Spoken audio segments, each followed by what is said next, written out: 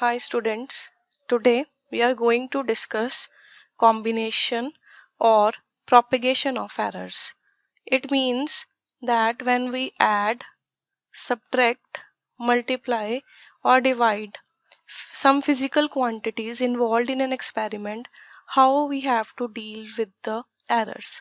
For example, suppose in certain experiment with the help of vernier caliper we found the depth of the beaker and the radius of the beaker. Then we have to calculate the volume. We calculated the volume using the formula pi r square h. Now when we took the readings, there was some error in r, let it be delta r, and there was some error in the height, let it be delta h. Now we have to learn that what we have to do with these errors when we find out the volume, how we calculate the total error in the volume by involving these errors in the calculations. So we will discuss when we add the quantities, when we subtract the quantities, multiply, divide the quantities, so what we have to do with the errors. Now, remember one thing we have discussed earlier about the absolute error. So, absolute error we have denoted there by delta A, and we have defined it by the true value minus the individually measured value. We say it is the measured value. Now, if we need measured value, so we can write it as the true value. This is the true value minus the absolute error. Now we have seen sometimes this value comes out to be greater than 0, sometimes it comes out to be less than 0, depending upon ki true value is less than the measured value or greater than this value. So we usually put here the both sign positive negative. That is, measured value can be expressed like this. We can write any quantity in this way. It is the true value and this is the error, absolute error in that quantity. We have to use this in our topic. Now first of all we are going to consider error in the sum of two quantities. Just see, when we have to add the two quantities, how we have to deal with the errors. So error in the sum of two quantities. Here we will consider two quantities. There will be some error in the two quantities and we have to see how we will deal with the errors. Let A and B are the two physical quantities and let delta A and delta B be the absolute errors in them.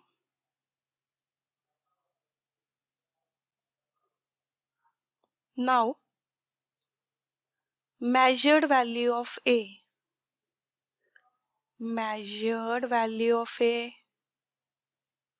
can be written as the true value plus minus the absolute error.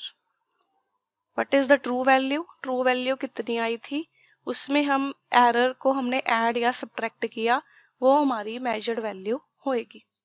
Similarly, measured value of B, it can be written as B plus minus delta B. जब भी कोई quantity हम measure करेंगे तो quantity will involve the two things. True value, उसमें error कितना है, B की रीडिंग हमने नोट की, उसकी ट्रू वैल्यू, उसमें एरर कितना था, ये हमारे पास यहाँ पे हमने कंसिडर किया है. नाउ हमने सम में देखना है भी कितना एरर आएगा. तो when we consider the sum let it be the result को हमने सपोज z से डिनोट कर लिया, तो सम किसके इक्वल है, a प्लस b के इक्वल है। अब हमने z में सम में जो एरर है वो फाइंड आउट करना है। लेट एरर डेल्टा z, उसको हमने डेल्टा z से डिनोट कर लिया। इन z में जो एरर है टोटल इज गिवन बाय, कितना एरर होएगा वो हमें यहाँ पे फाइंड आउट करना है। नाउ क्वांटिटी रिजल्ट हमारा z है, z में कुछ एरर आएगा, वो किसके ऊपर डिपेंड करता है, ये मेजर्ड वैल्यू हमारी, तो हमने a की मेजर्ड वैल्यू ली प्लस जो हमारी जो हम ऐड कर रहे हैं b की हमने मेजर्ड वैल्यू यहाँ पे कंसिडर करी। Now we will simply collect the terms. मैंने a प्लस b को अलग से कलेक्ट कर लिया, डेल्टा a डेल्टा b वाली टर्म्स को अलग से हमने कलेक्ट कर लिया। एक चीज और, यहाँ पे हम प्लस माइनस दोनों साइंस डालेंगे, वैल्यू ग्रेटर भी हो सकती है लेस भी हो सकती है। एज यू हैव सीन कि एब्सोल्यूट एरर कुछ हमारे पॉजिटिव आते थे कुछ हमारे नेगेटिव आते हैं, तो ये हमारे पास इस तरीके से हमने इसको रिप्रेजेंट कर लिया। Now on the right side of the equation a plus b को we can put z also, fine. तो अब हम यहाँ पे इसको मैंने z पुट किया, a प्लस b को इस इक्वेशन से हमने z पुट कर दिया। लेफ्ट हैंड साइड पे भी ये टर्म है हमारे पास, दोनों साइड्स पे इक्वेशन के z और z हमारा कैंसल आउट हो जाएगा, but we are left with the final error delta z will be equal to error in a, absolute error in a, absolute error in b. It means कि जब हम physical quantities को add करेंगे तो जो errors हैं उनके absolute errors वो भी आपस में ऐड हो जाएंगे। एरर्स को हमने उस केस में, now consider a simple numerical related to this. We have given here two resistances R1, this is the value 100, this is the absolute error 3 ohm plus minus, and R2 second resistance is given 200, error is given 4 ohm, are connected in series. What is their equivalent resistance? Now आप recently 10th में अभी पढ़ के आए हो Ohm's law, तो आपको ये पता है कि सीरीज में जो रेजिस्टेंस है वो हमारी R1 प्लस R2 है। हमने दोनों वैल्यूज यहाँ पे पुट की, 100 प्लस माइनस 3 ओम, सेकेंड वैल्यू हमने पुट की 200 प्लस माइनस 4 ओम। अब जो एक्चुअल वैल्यूज हैं उनको हम अलग से ऐड कर देंगे, 300, जो एरर्स हैं वो अलग से ऐड होंगे, जैसे कि हमने रिजल्ट अभी डिस्कस किया। अभी टोटल एरर इंडिविजुअल एरर्स का, एब्सोल्यूट एरर्स का सम होएगा। ये हमारे पास 3 प्लस 4 7 ओम, इस तरीके से हम अपने फाइनल रिजल्ट को एक्सप्रेस करेंगे। तो हमारे पास फर्स्ट क्वांटिटी में कुछ एरर था, सेकंड क्वांटिटी में कुछ एरर था, और दोनों को ऐड करके हमारा ये रिजल्ट में एरर आ गया। तो हमारे पास ये रिजल्ट है एडिशन में कि जब हम दो टर्म्स को ऐड करते हैं तो दोनों का जो एब्सोल्यूट एरर है वो आपस में ऐड होंगे। Now we have to consider error in difference of two quantities. Just see error in difference. अब हमें सब्ट्रैक्शन करनी है और हमें देखना है भी क्या एरर्स भी सब्ट्रैक्ट होते हैं, कि जैसे पहले हमने टर्म्स को ऐड किया, एरर्स ऐड हो गए। वी हैव टू सी अब हम टर्म्स को सब्ट्रैक्ट करेंगे तो एरर्स को हमने कैसे डील करना है। यहाँ पे भी सेम हम दो फिजिकल क्वांटिटीज कंसिडर करेंगे, ए और बी, जैसे पहले डिस्कस करी हैं। उनमें एब्सोल्यूट एरर्स लेने हैं, डेल्टा ए का एरर है, डेल्टा बी का एरर है। अब यहाँ पे हम डिफरेंस की बात कर रहे हैं, तो यहाँ पे जो z हमारा रिजल्ट है वो किसके इक्वल होएगा, a माइनस b के इक्वल होएगा। We have to find the error delta z, the error delta z in z is, now z को हम कैसे एक्सप्रेस करेंगे, जेड का जो एरर है ए की वैल्यू माइनस बी की वैल्यू, जैसे हमारे पास पहले वैल्यू थी वहां पे बीच में पॉजिटिव साइन था, यहाँ पे बीच में नेगेटिव साइन है। अब हम ब्रैकेट ओपन करेंगे। नाउ वी नो दैट कि जब नेगेटिव साइन है ब्रैकेट ओपन करेंगे ये साइन चेंज हो जाएंगे, ये बी टर्म नेगेटिव की बन जाएगी, ये प्लस की जगह माइनस आ जाएगा, माइनस की जगह प्लस आ जाएगा, साइंस इन्वर्ट हो गए। अब हम ए बी वाली टर्म्स को अलग से कलेक्ट करके लिख लेते हैं, ये प्लस माइनस डेल्टा ए। अब इसको चाहे हम माइनस प्लस लिखें चाहे प्लस माइनस लिखें, बात एक ही है। बात क्या ये शो करता है कि इसकी दोनों वैल्यूज पॉसिबल है, वो वैल्यू उससे ग्रेटर भी हो सकती है, लेस भी हो सकती है। नाउ अगेन जैसे हमने फर्स्ट डेरिवेशन में किया था, a माइनस बी को यहाँ पे हम z जो है वो पुट करेंगे, इसको हमने यहाँ पे z पुट किया, इसको z के इक्वल हमने पुट कर दिया। अब इक्वेशन के left hand side right hand side पे z हम कैंसिल आउट कर देंगे, तो what we are left with, we are having the same result कि अगर टर्म्स सब्ट्रैक्ट हो रही हैं तो एब्सोल्यूट एरर्स ऐड होंगे। तो ये नहीं है कि टर्म्स सब्ट्रैक्ट हो रही हैं तो एरर्स भी सब्ट्रैक्ट होंगे, जब हमने टर्म्स को सब्ट्रैक्ट कर रहे हैं तो जो एरर्स हैं वो हमारे ऐड होंगे।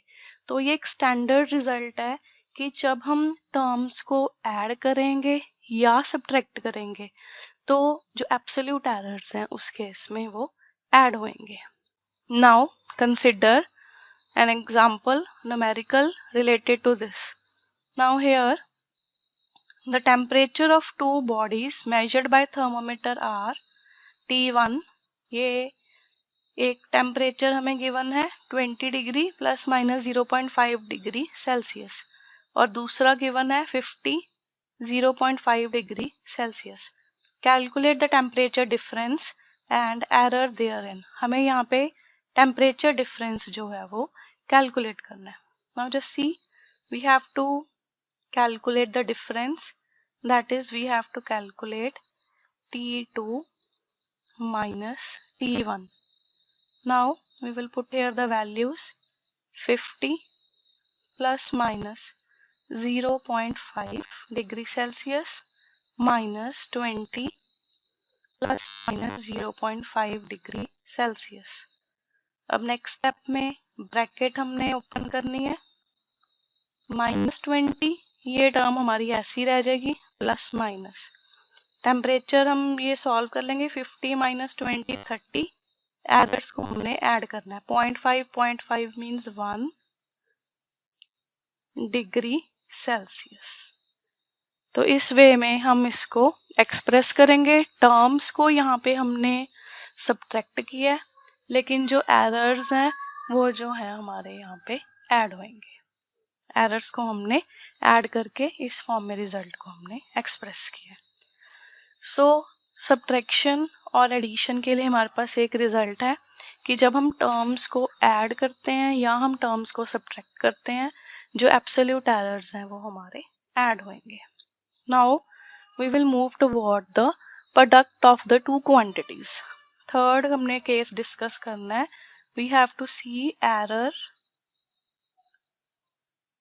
इन प्रोडक्ट ऑफ टू क्वांटिटीज, कि जब हम दो टर्म्स को हमने मल्टीप्लाई करना है तो एरर्स को कैसे हम डील करेंगे। Again same things at the beginning, A and B two physical quantities, delta A error in A, delta B error in B। जैसे हमने फर्स्ट केस में लिखा था वैसे इसको हम इनिशियली मेंशन कर देंगे। और जो हमारी क्वांटिटी Z है वो किसके इक्वल होगी, प्रोडक्ट हमने फाइंड आउट करना है, A B के इक्वल होगी। हमें एरर डेल्टा Z चाहिए, error delta Z in Z is given by, अब हम क्वांटिटी को एक्सप्रेस करेंगे Z plus minus delta Z, ये एरर हो गया हमारा।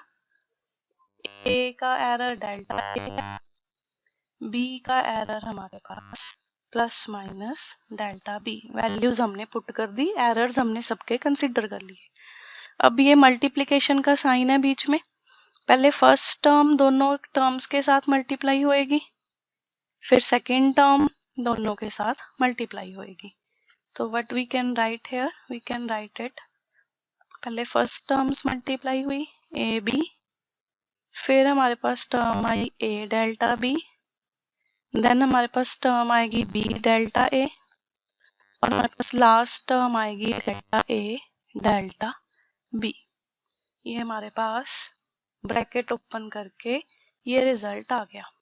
नाउ अब हम लोग यहाँ पे लेफ्ट हैंड साइड को z से और राइट हैंड साइड को ए बी से डिवाइड कर देंगे। वी विल डिवाइड, क्योंकि दोनों इक्वल है, z left hand side by z, right hand side by a b. दोनों को हमने opposite left hand side right hand side पे यहाँ पे डिवाइड कर देना है। जब हम z को z से डिवाइड करेंगे 1, सेकेंड टर्म हमारी आ गई delta z by z।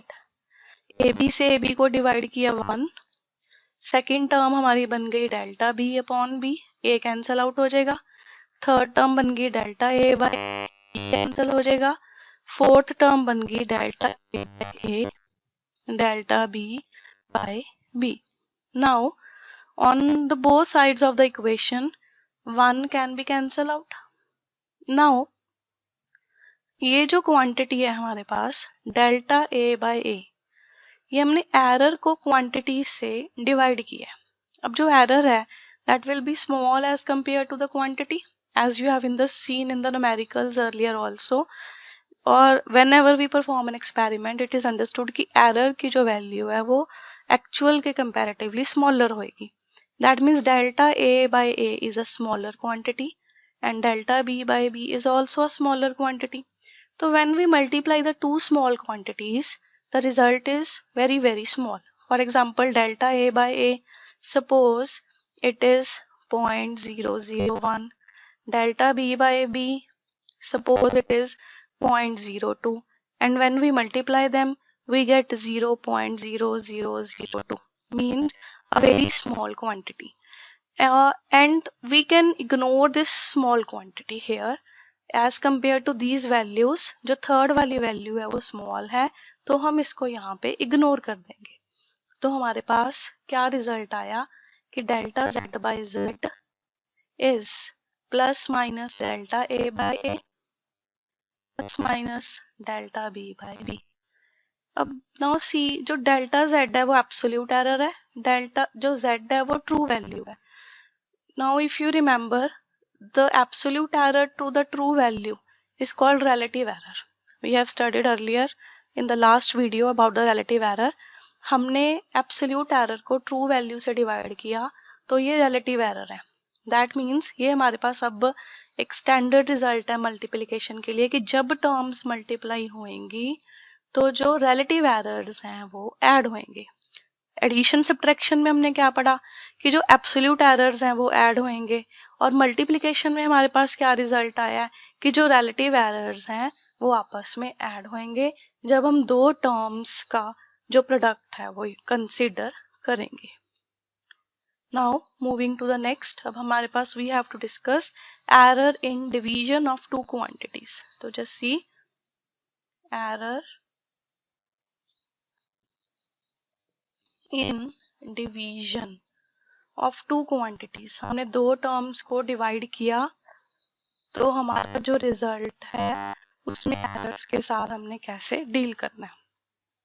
Again same beginning, we will consider two quantities a and b, delta a error in first, delta b error in second, and z, the result is a by b.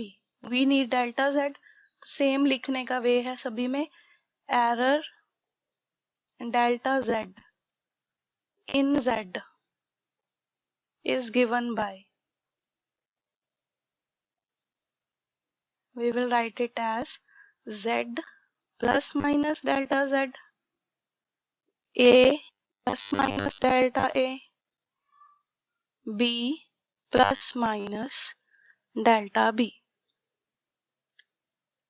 अब हम यहाँ पे division consider कर रहे हैं। हमने z वाली term को कंसिडर किया, हमने वैल्यूज पुट की, a plus delta A errors के साथ कंसिडर कर लिया, b प्लस डेल्टा b उसको एरर्स के साथ कंसिडर कर लिया। नाउ न्यूमरेटर में से हम लोग a कॉमन लेंगे। सेकेंड टर्म में a नहीं है, अगर हमें a कॉमन लेना है मीन्स हमने इस इक्वेशन को a से मल्टीप्लाई कर लिया, a से डिवाइड कर लिया। जो मल्टीप्लाई वाला a है वो कॉमन आ जाएगा, डिवीजन में a रह जाएगा। मतलब a हमने कॉमन लिया, पहले टर्म में तो 1 बच गया, सेकेंड टर्म में क्या बचेगा, डेल्टा a बाय a। क्योंकि a टर्म नहीं थी, मैंने इसको a से मल्टीप्लाई डिवाइड किया, जो मल्टीप्लाई वाला a था वो ब्रैकेट के बाहर आ गया, डिवाइड वाला a हमारे पास रह गया।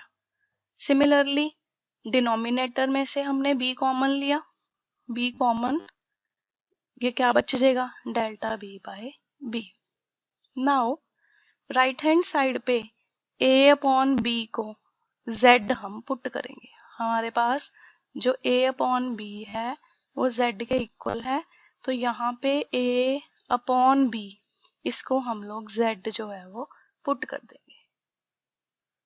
नाउ ये टर्म हमने एज सच ली, डेल्टा a अपॉन, जो ये सारी टर्म है इसकी पावर डिनोमिनेटर में 1 है, हम इसको न्यूमरेटर में शिफ्ट करेंगे तो इस होल की पावर न्यूमरेटर में जाके क्या बन जाएगी, -1।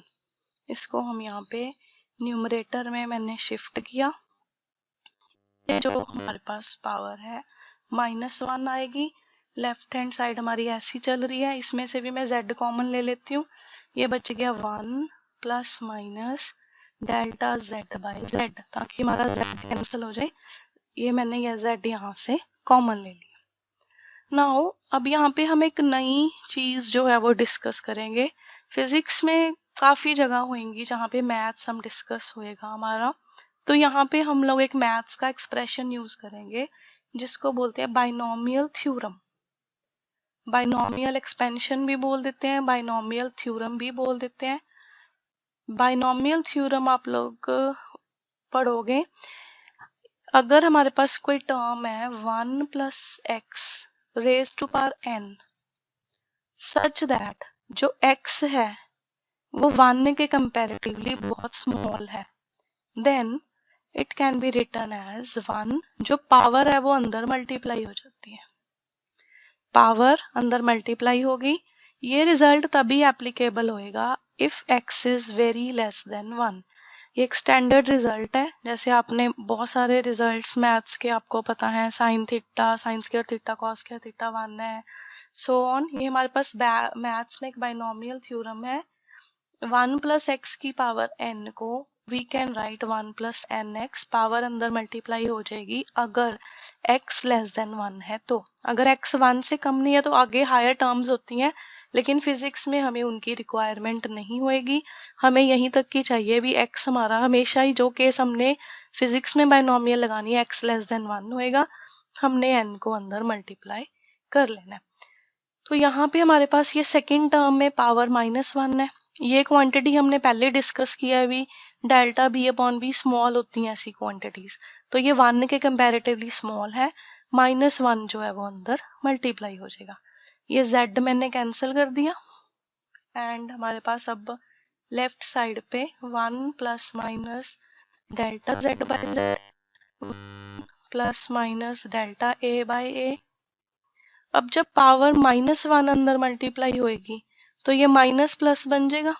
ये ऐसा केस हमने पहले भी डिस्कस किया, भी चाहे माइनस प्लस लिख लो चाहे प्लस माइनस लिख लो, बात एक ही है, भी दोनों वैल्यूज पॉसिबल है।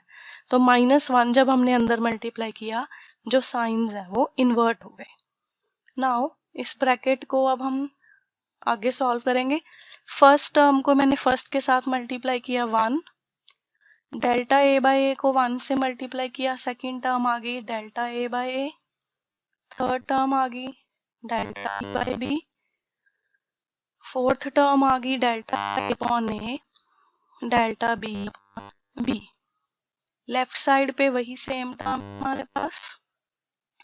Now you can tell me, we can ignore this term.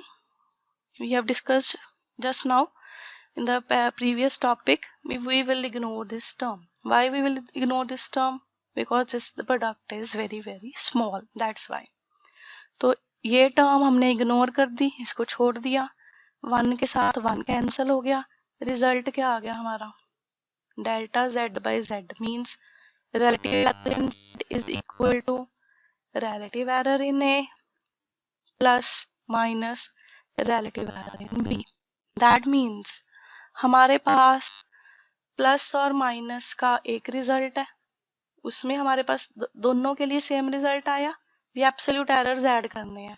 और प्रोडक्ट और डिवीजन के लिए एक रूल है कि हमने जो रिलेटिव एरर्स हैं उनको ऐड करना है। तो दोनों के लिए सेम रिजल्ट जो है वो एप्लीकेबल होएगा।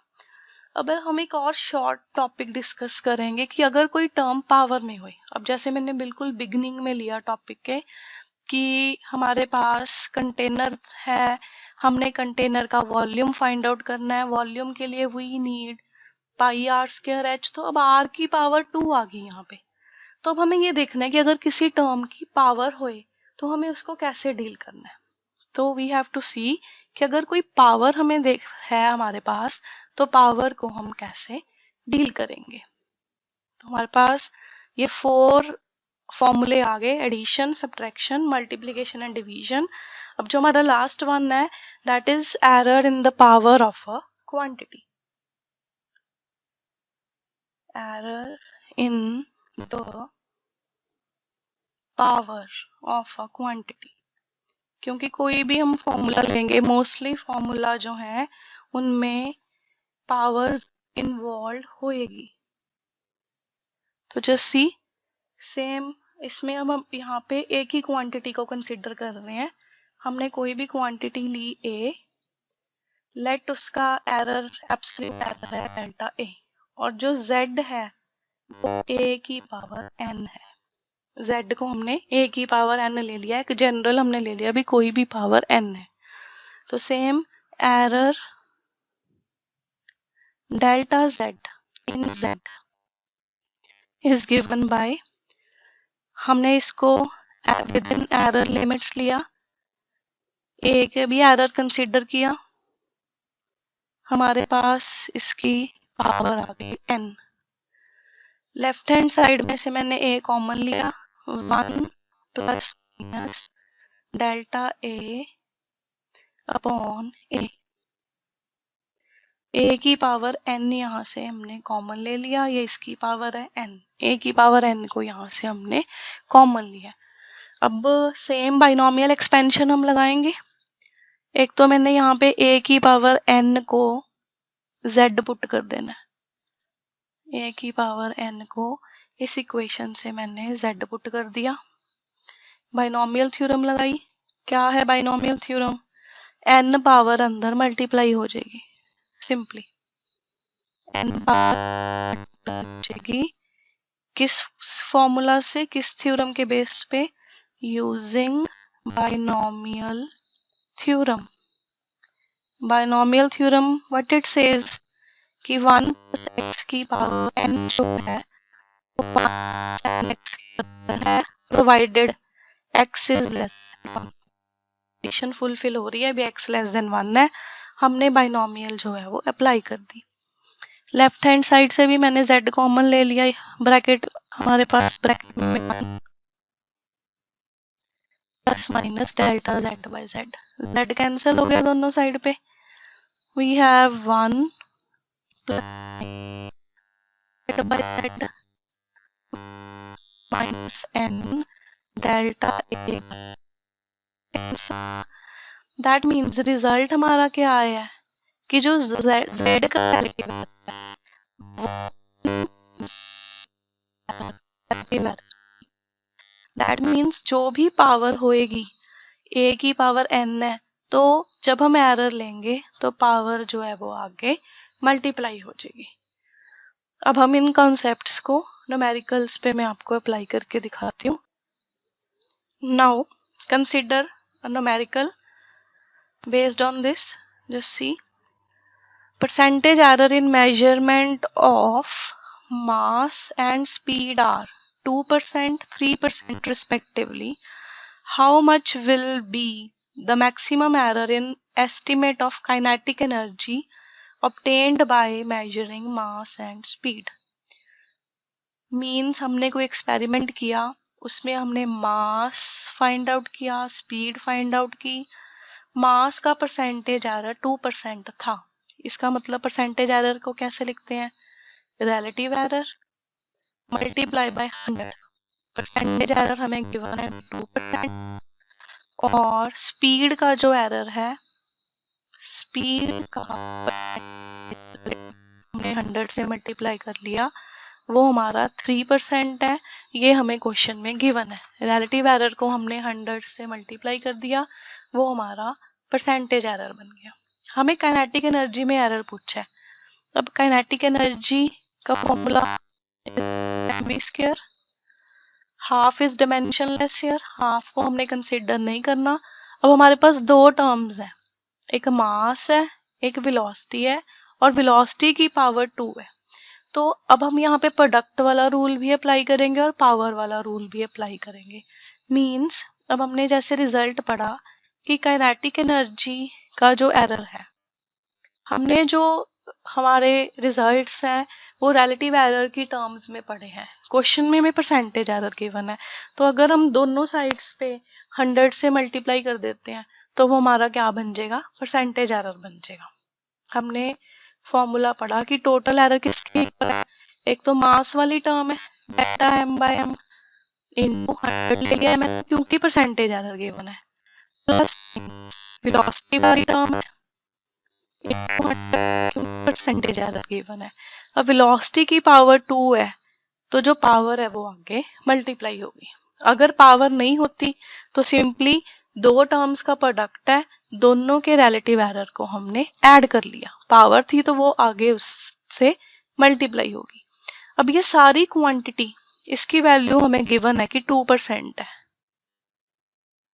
और इस सारी क्वांटिटी की वैल्यू हमें गिवन है कि 3% है. तो ये 2 और ये 3 2 जार 6, ये हमारे पास हमारा आंसर आ गया plus minus 8%. So this is the percentage error in kinetic energy. It comes out to be 8%. अब हमारे पास कोई भी प्रोडक्ट वाला क्वेश्चन होए, डिवीजन वाला क्वेश्चन होए, पावर वाला क्वेश्चन होए, सेम जो फॉर्मूला है वो सबके लिए एप्लीकेबल होएगा.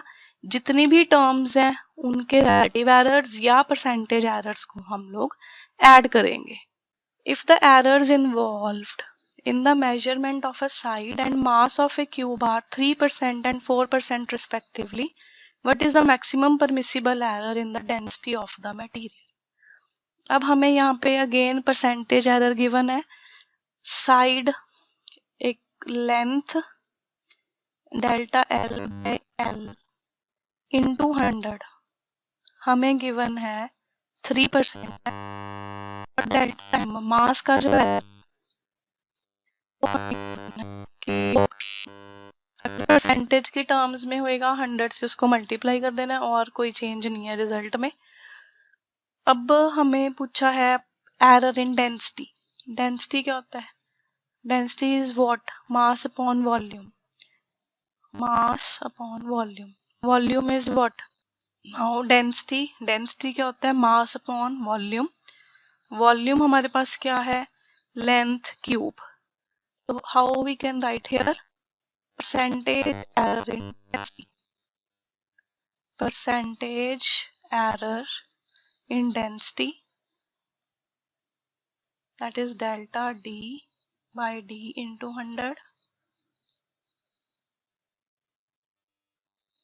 Percentage error in mass, 3 times percentage error in length. कर लिया क्योंकि L की पावर 3 है.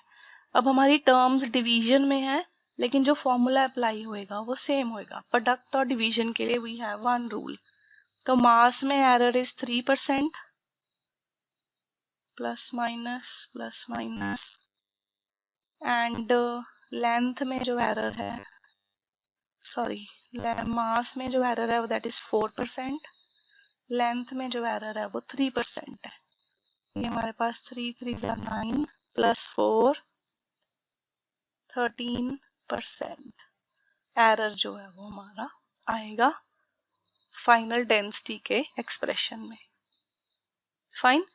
तो you have to remember this thing कि we have one rule for addition and subtraction and one rule for multiplication and division. Thank you.